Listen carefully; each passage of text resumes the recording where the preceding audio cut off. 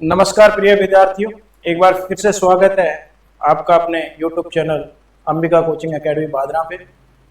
वस्तुनिष्ठ की एक सीरीज के अंतर्गत नेक्स्ट जो क्लास अपने लेके आए आज, जो अपने 1 से लेकर 3 अध्यायों का अपने जो वस्तुनिष्ठ प्रश्नों की चर्चा कर रहे थे, उसमें एक कड़ी और अपने लेके आए हैं 20 प्रश्नों की।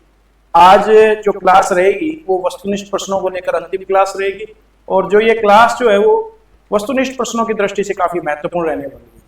नेक्स्ट क्लास में अपने 1 से लेकर 3 चैप्टरों के बीच में जो आप लोगों के रिक्तस्थान से संबंधित प्रश्न पूछे जाते हैं उनके बारे में भी चर्चा करेंगे। तो शुरू करते हैं आज की क्लास को। सबसे पहला प्रश्न आप लोगों के दिया गया है, विश्व में जनसंख्या की दृष्टि से भारत का कौन सा स्थान है। तो भारत का विश्व के अंतर्गत जनसंख्या की दृष्टि से अगर अपने बात करें तो आप लोगों को पता होगा कि भारत का जो स्थान है विश्व के अंतर्गत कौन सा है, दूसरा है। प्रथम स्थान की अगर अपने बात करें तो प्रथम स्थान विश्व के अंतर्गत कौन रखता है, चीन रखता है। जैसा कि मैंने पहले की क्लास में भी आप लोगों को बताया था कि भारत की जो जनसंख्या है वो 2011 के अनुसार, जो 2011 में जनगणना हुई थी, उस जनगणना के अनुसार 121.01 करोड़ है। तो जनसंख्या की दृष्टि से स्थान दूसरा। नेक्स्ट क्वेश्चन अपने से क्या पूछता है, नेक्स्ट प्रश्न के अंतर्गत आपसे पूछा गया है कि भारत के किस शहर का जनसंख्या घनत्व सर्वाधिक है। तो जनसंख्या की अगर अपने बात करें तो जनसंख्या का मतलब क्या होता है, तो आप लोगों ने पढ़ा होगा किसी निश्चित समय बिंदुओं के अंतर्गत किसी स्थान विशेष पर निवास करने वाले लोगों की संख्या को अपने क्या बोलते हैं, जनसंख्या कहा जाता है। तो भारत के अंतर्गत किस शहर की जनसंख्या घनत्व सबसे अधिक है, तो आप लोगों को यहां से याद रखना है कि आप लोगों के सर्वाधिक जनसंख्या घनत्व वाला जो है वो है बिहार। कौन सा है, बिहार। बिहार की जब अपने बात करते हैं तो बिहार का जनसंख्या घनत्व जो है वो 1102 है, 1102। और वहीं बात करें प्रश्न के अनुसार, तो प्रश्न के अनुसार भारत में जनसंख्या घनत्व पूछा गया, शहर का पूछा गया यहाँ पे, न कि यहां पर आप लोगों के राज्य का पूछा गया। तो शहर की जब अपने बात करते हैं तो आप लोगों को याद रखना है दिल्ली। दिल्ली जो है वो सर्वाधिक घनत्व वाला शहर है। अगर अपने बात करें दिल्ली का जनसंख्या घनत्व कितना है, तो आप लोगों को याद रखना है 11,297 व्यक्ति प्रति वर्ग किलोमीटर, यानी 11,297 व्यक्ति प्रत्येक वर्ग किलोमीटर के अंतर्गत दिल्ली में क्या करते हैं, निवास करते हैं। अगर यहीं पर अपने से पूछा जाता कि राजस्थान का जिला कौन सा है, जिले में अपने को क्या याद रखना, सॉरी राज्य कौन सा है, राज्य के अगर अपने से बात पूछा जाता तब आप लोगों को क्या याद रखना था कि राज्य के अंतर्गत सर्वाधिक जो है वो किसका है, बिहार का, 1102। 1102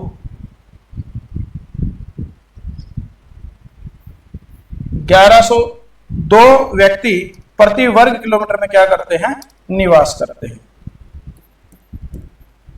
तो यहां पर अपने प्रश्न के अनुसार चलेंगे। प्रश्न के अनुसार अपने से शहर पूछा है तो शहर के अंदर अपने को किसका नाम याद रखना है, दिल्ली का नाम याद रखना है।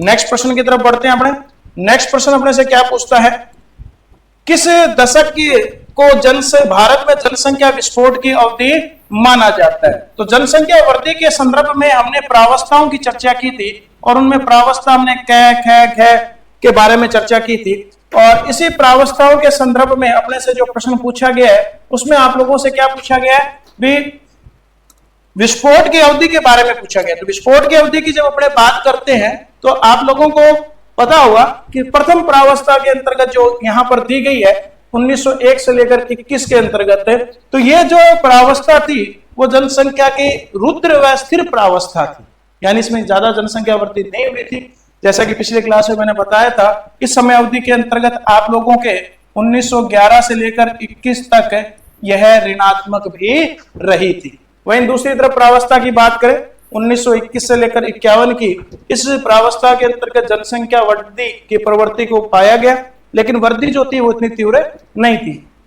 जबकि बात करें 1951 से लेकर 81 की, इस समयावधि को अपने जनसंख्या विस्फोट की समयावधि के नाम से जाना जाता है। इसके पीछे के कारणों की बात करें तो स्वास्थ्य, शिक्षा, रोजगार आदि सरकार के द्वारा बेहतर विकल्प लोगों को उपलब्ध करवाए गए। इसी के साथ साथ भारत की स्वतंत्रता के बाद अधिकांश जो प्रवासी थे वो भारत के अंतर्गत आकर उन्होंने क्या किया, निवास किया। जिस प्रकार अपने बांग्लादेश की बात करें, पाकिस्तान की बात करें, जो शरणार्थी जो लोग थे वो भारत में आए और भारत की जनसंख्या को उन्होंने क्या कर दिया, बढ़ा दिया। तो अपने प्रश्न के अनुसार जनसंख्या विस्फोट की अवधि कौन सी रहेगी, 1951 से लेकर 81 की जो अवधि है वो आप लोगों के किस में आएगी, जनसंख्या विस्फोट के अंतर्गत आएगी। नेक्स्ट प्रश्न क्या कहता है, नेक्स्ट प्रश्न में पूछा गया है कि अनुसूचित भाषाओं के अंतर्गत सर्वाधिक बोले जाने वाली भाषा कौन सी है। तो अनुसूचित भाषाओं के बारे में हमने पिछली क्लास में भी चर्चा की थी। अनुसूचित भाषाओं की संख्या की अगर अपने बात करें तो आप लोगों ने पढ़ा था कि 22 ऐसी भाषाएं हैं जो अनुसूचित है, और उन अनुसूचित भाषाओं में सर्वाधिक भाषा जिसका उपयोग किया जाता है वो आप लोगों के कौन सी है, हिंदी। कौन सी है, हिंदी। तो हिंदी जो है वो अनुसूचित भाषा के अंतर्गत सर्वाधिक उपयोग में ले जाने वाली भाषा है। नेक्स्ट प्रश्न अपने से क्या पूछता है, भारत में कपास किस ऋतु में बोई जाती है। तो ऋतु विशेष की जब अपने बात करें तो 3 ऋतुएं अपने पढ़ते हैं, रबी, खरीफ और जायद। यहां पर अपने खरीफ के बारे में पूछा गया तो कपास के बारे में पूछा गया तो कपास जो है वो खरीफ ऋतु के अंतर्गत आप लोगों के बोया जाता है। जो भी वर्तमान के अंतर्गत हमारे द्वारा जो बुआई की गई है, खरीफ ऋतु के अंतर्गत कपास की बुआई की गई। नेक्स्ट प्रश्न क्या कहता है,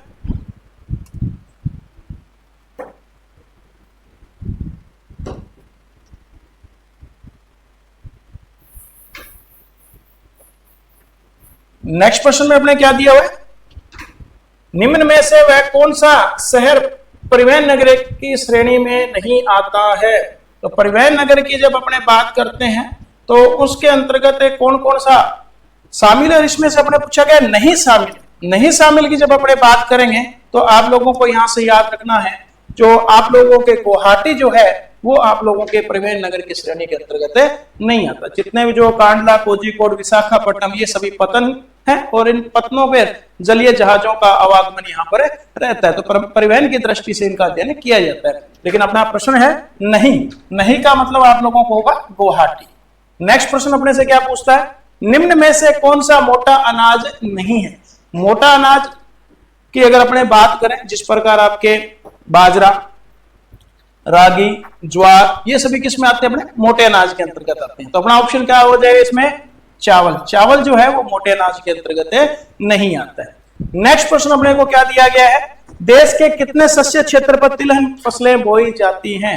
तो मैं तिलहन फसलों के बारे में आप लोगों को बताना चाहूंगा जिनसे तेल की प्राप्ति की जाती है, तेल निकाला जाता है। जिस प्रकार आपके सरसों है, सोयाबीन है, सूरजमुखी है, राई है, ये सभी किस्में आती है, अपने तोरिया है, ये सभी किस्में आती है अपने तिलहन फसलों के अंतर्गत आती है। तो भारत के कुल शस्य क्षेत्र के अंतर्गत इसका जो प्रतिशत की बात करें तो 14% जो शस्य क्षेत्र है उस पर अपने किसका फसलों को बोते हैं, तिलहन फसलों को बोया जाता है। नेक्स्ट प्रश्न अपने को क्या दिया गया, हरित क्रांति के दौरान किस फसल के उत्पादन में बढ़ोतरी हुई। तो हरित क्रांति के बारे में हमने पिछली क्लास में पढ़ा था कि हरित क्रांति की जो शुरुआत है वो आप लोगों के 1960 के दशक के अंतर्गत हुई थी। तो हरित क्रांति के संदर्भ में अपने जब फसल के बारे में बात करते हैं तो आप लोगों को याद होगा या आपने कक्षाओं में पढ़ा होगा कि गेहूं और जो चावल है उसमें सर्वाधिक लाभ इस फसलों को प्राप्त हुआ। तो अपने ऑप्शन के अंतर्गत कौन सा दिया गया है, गेहूं। गेहूं जो है उसको हरित क्रांति के अंतर्गत उसके उत्पादन में क्या हुई, वृद्धि हुई। हरित क्रांति से संबंधित एक बात और आप लोगों को याद रखनी है कि भारत के उन्हीं राज्यों के अंतर्गत इसको उपयोग में लाया गया जो आर्थिक दृष्टि से और सिंचाई की दृष्टि से आत्मनिर्भर जो क्षेत्र थे। नेक्स्ट प्रश्न अपने से पूछा गया, कृषि योग्य व्यर्थ भूमि कितने वर्षों तक कृषि रहित रहती है। तो कृषि योग्य व्यर्थ भूमि की अगर अपने बात करें तो आप लोगों ने कृषि के संदर्भ में उपयोग में हम लोगों ने पढ़ा था, कृषि के उपयोग से संबंधित 3 से 4 प्रकार हमने पढ़े थे। उसमें सबसे पहला प्रकार हमने पढ़ा था वर्तमान प्रतिभूमि, पुरातन प्रतिभूमि, निवल बोया गया क्षेत्र, कृषि योग्य व्यर्थ भूमि। यहां पर अपने से यह पूछा गया है भी कौन सी ऐसी भूमि है जो आप लोगों के कृषि योग्य व्यर्थ भूमि के अंतर्गत इसको शामिल किया जाता है। तो कृषि योग्य व्यर्थ भूमि के अंतर्गत अपने कौन सी भूमि को शामिल करेंगे, तो आप लोगों को याद रखना है कि ऐसी भूमि जो 5 वर्ष से अधिक है, जिस पे किसी भी प्रकार का कोई कृषि कार्य नहीं किया गया है, वो आप लोगों के किस में आएगी, कृषि योग्य व्यर्थ भूमि में शामिल की जाएगी। नेक्स्ट प्रश्न अपने कैसे क्या पूछता है, बुंदेलखंड, नागालैंड, राजस्थान में मिलने वाली ग्रामीण बस्तियों के प्रकार। तो बुंदेलखंड, नागालैंड और राजस्थान के अंतर्गत जो ग्रामीण बस्तियां पाई जाती हैं वो आप लोगों के गुच्छित बस्तियों के रूप में पाई जाती है। नेक्स्ट प्रश्न, निम्न में से कौन सा एक समूह है भारत में विशालतम भाषाई समूह है। तो भाषा के आधार पर अगर अपने बात करें तो आप लोगों के भारतीय आर्य सबसे ज्यादा बोला जाने वाला भाषाई समूह है। नेक्स्ट प्रश्न अपने से क्या पूछता है, नेक्स्ट प्रश्न अपने से क्या पूछता है, नेक्स्ट प्रश्न में यह पूछा गया है कि किन राज्यों में से किस एक में जनसंख्या घनत्व सर्वाधिक है। जो पहला प्रश्न हमने पढ़ा था वो आप लोगों के शहर से संबंधित था और यहां पर अपने से किसके बारे में पूछा गया, राज्य के बारे में पूछा गया। तो राज्य के अंतर्गत जैसा कि मैंने आप लोगों को बताया था कि आप लोगों के अगर ऑप्शन में बिहार दिया हो तो बिहार को याद रखना है, अगर ऑप्शन में बिहार नहीं दिया हो, जिस प्रकार इस प्रश्न में अपने को बिहार ऑप्शन नहीं दिया गया है, ऑप्शन क्या दिया गया है, पश्चिम बंगाल, महाराष्ट्र, केरल और गुजरात। तो यहां पर पश्चिम बंगाल जो है वो ऑप्शन क्या हो जाएगा, अपना सही हो जाएगा। और पश्चिम बंगाल का जो जनसंख्या घनत्व है वो आप लोगों के 1029 से प्रति व्यक्ति वर्ग किलोमीटर में क्या करते हैं, निवास करते हैं। अगर यहाँ पर बिहार अगर ऑप्शन में दिया होता तो 1102 व्यक्तियों के साथ बिहार सर्वोच्च स्थान पर रहता। नेक्स्ट प्रश्न अपने से क्या पूछता है, गैर कृषि कार्यों में प्रयुक्त भूमि के अंतर्गत सम्मिलित है। अब गैर कृषि कार्य होते कौन से हैं, यानी वह भूमि जिस पर कृषि के अतिरिक्त कार्य किए जाते हैं। अब कृषि के अतिरिक्त कार्यों की जब बात करें तो पहला ऑप्शन दिया गया है ग्रामीण व शहरी बस्तियां गैर कृषि कार्य में शामिल होता है। सड़क व नहर ये भी संरचना अवसंरचना में होता है, गैर कृषि कार्यों में होता है। उद्योग व दुकानों की बात करें तो ये भी आप लोगों के गैर कृषि कार्यों में है। तो अपना जो ऑप्शन डी है उपयुक्त है, सभी इनको अपने इसके अंतर्गत शामिल किया जाता है। यानी ग्रामीण व शहरी बस्तियां भी इसमें आती हैं, सड़क व नहरें भी इसमें आती हैं, उद्योग व दुकान भी इसमें आती है। यानी इससे सीधा सीधा जो कार्य कृषि से संबंधित नहीं होगा, कृषि के अलावा किसी कार्य के लिए हम भूमि का उपयोग कर रहे हैं तो वो भूमि अपने किस आ जाएगी, गैर कृषि कार्य में आ जाएगी। नेक्स्ट प्रश्न अपने से क्या पूछता है, ऋत्विक बेरोजगारी मिलती है। अब ऋत्विक बेरोजगारी की जब अपने बात करते हैं तो हमने ऋतुओं की चर्चा जो की थी वो कृषि के संदर्भ में की थी। किसके संदर्भ में की थी, कृषि के संदर्भ में की थी। अब कृषि के संदर्भ में हमने क्या पढ़ा था कि इसमें फसल ऋतुएं पाई जाती है। क्या पाई जाती है, फसल ऋतुएं। और इन फसल ऋतुओं के अंतर्गत जो बीच का जो समय होता है उस दौरान किसान के पास या मजदूर के पास कार्य उपलब्ध नहीं होता। तो अपने ऋत्विक जो बेरोजगारी है किससे संबंधित है, कृषि क्षेत्र से। नेक्स्ट प्रश्न अपने से क्या पूछता है, 2011 में भारत का नगरीकरण का स्तर क्या था। जैसा कि पिछली क्लास में हमने ग्रामीण का रखा था, अब की बार हमने नगरीय क्षेत्र का रखा है। तो नगरीय क्षेत्र की जब अपने बात करते हैं तो 31.16% जो लोग हैं वो नगरों में क्या करते हैं, निवास करते हैं। नेक्स्ट प्रश्न अपने से क्या पूछ रहा है, भारत में सर्वाधिक महत्वपूर्ण प्राचीन नगर कौन सा है। तो प्राचीन नगरों की जब अपने बात करते हैं तो आप लोगों ने पिछली क्लास में पढ़ा था, जयपुर के बारे में पढ़ा होगा, अहमदाबाद, आगरा के बारे में पढ़ा होगा। ये सभी मध्यकालीन नगरों के अंतर्गत आते हैं। जबकि यहाँ पर पूछा गया प्राचीन नगर, तो प्राचीन नगर की दृष्टि से वाराणसी जो है वो आपका सबसे महत्वपूर्ण प्राचीन नगरों में शामिल किया जाता है। नेक्स्ट प्रश्न अपने से क्या पूछता है, भारत का विश्व में जूट उत्पादन में कौन सा स्थान है।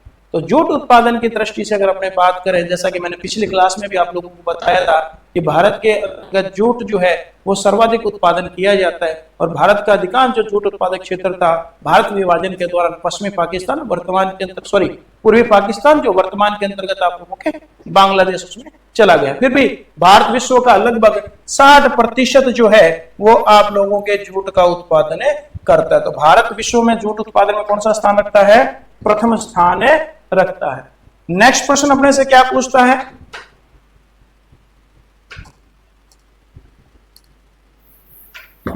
नेक्स्ट प्रश्न पूछता है मुख्य श्रमिक है। अब जिस प्रकार हमने पिछली क्लास के अंदर भी एक इससे संबंधित प्रश्न को रखा था और उसमें आप लोगों से पूछा गया था कि अश्रमिक कौन होता है, जो पूरे वर्ष में एक दिन भी कार्य नहीं करता, उसे अपने किस में डालते हैं, अश्रमिक के अंतर्गत डाला जाता है। यहां पर चर्चा कर रहे हैं अपने किसकी? मुख्य श्रमिक की। तो मुख्य श्रमिक कौन सा होगा? मुख्य श्रमिक वह व्यक्ति होता है जो एक वर्ष के अंतर्गत 183 दिन से अधिक कार्य करता है, यानी पूरे वर्ष के अंदर 183 दिनों से अधिक कोई व्यक्ति कार्य कर रहा है तो उसको अपने मुख्य श्रमिक के अंदर शामिल करेंगे। नेक्स्ट प्रश्न अपने से क्या पूछता है?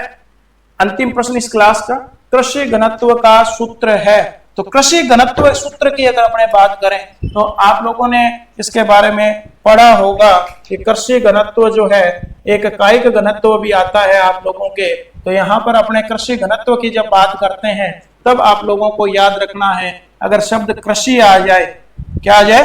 कृषि आ जाए। तो कृषि अगर आप लोगों के शब्द आता है तब आप लोगों को क्या याद रखना है? जिसमें कृषि जुड़ा हुआ हो। जिस प्रकार कुल कृषि जनसंख्या बटे निवल बोया गया क्षेत्र, और कुल कृषि क्षेत्र जनसंख्या, कुल कृषि जनसंख्या बटे निवल बोया गया क्षेत्र कृषि घनत्व में शामिल किया जाता है। यही अगर अपने बात करें कायिक घनत्व की, तो कायिक घनत्व के अंतर्गत क्या हो जाएगा? कुल जनसंख्या। कायिक घनत्व में क्या हो जाएगा? कुल जनसंख्या बटे निवल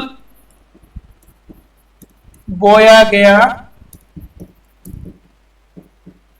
क्षेत्र।